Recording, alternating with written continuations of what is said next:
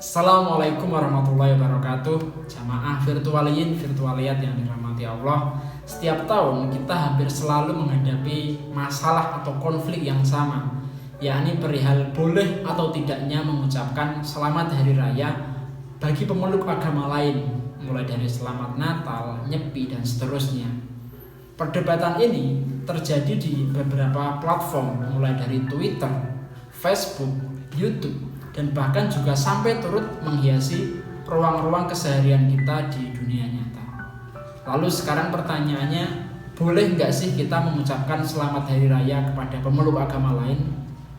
Jamaah virtualiyat yang dirahmati Allah, perihal boleh atau tidaknya, para ulama sepakat untuk memasukkan masalah ini ke dalam persoalan ijtihadi, karena memang tidak ada ayat Al-Quran maupun hadis yang menerangkan hukumnya secara eksplisit, secara jelas, sehingga terjadilah dua kelompok atau dua kubu.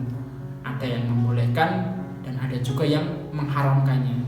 Nah, teman-teman silakan mencari di internet, karena sudah ada banyak sekali yang membahas tentang hal ini, karena memang ini masalah tahunan. Jadi sudah ada yang membahasnya dari sisi mereka yang membolehkannya dan juga dari sisi mereka yang mengharamkannya. Jamaah virtualiyat yang dirahmati Allah.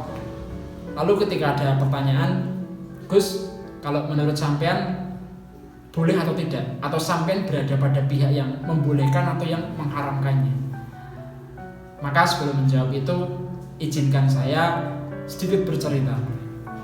Jadi saya ini tinggal di dusun, tinggal di desa yang mana hubungan antar warga itu sangat dekat. Bahkan ketika ada warga yang sakit, sepintar apapun dia menyembunyikan penyakitnya, akan ada saja warga yang tahu. Kemudian warga akan berbondong-bondong menjenguknya. Bahkan mereka juga rela menyewa kendaraan hanya untuk menjenguk tetangganya yang sakit. Kalau teman-teman pernah nonton film Tilik, nah kurang lebih gambarannya seperti itu.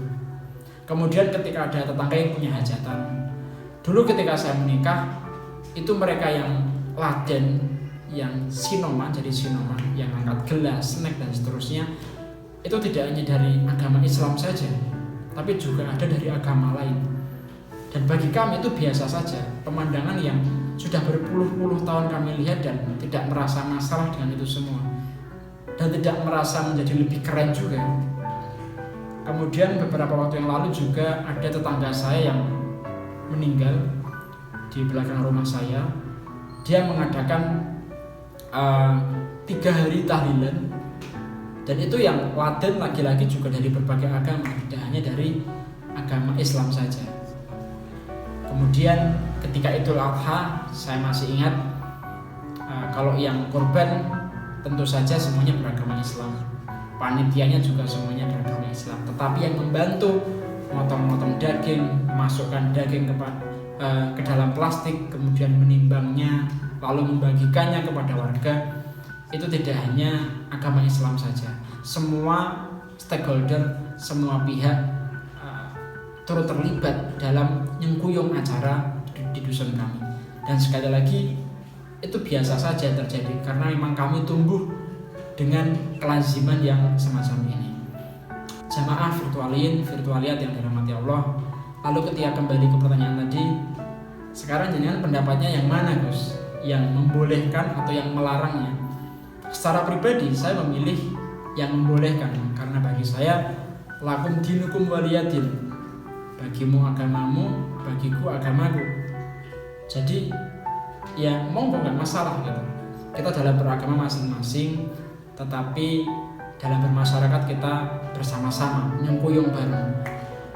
Kemudian ada juga dalam Al-Quran surat Al-Mumtahanah ayat 8, la yanhakumullahu 'anil ladzina lam yuqatilukum fid dini wa lam yukhrijukum min diyarikum an tabarruhum wa tuqsitu ilaihim.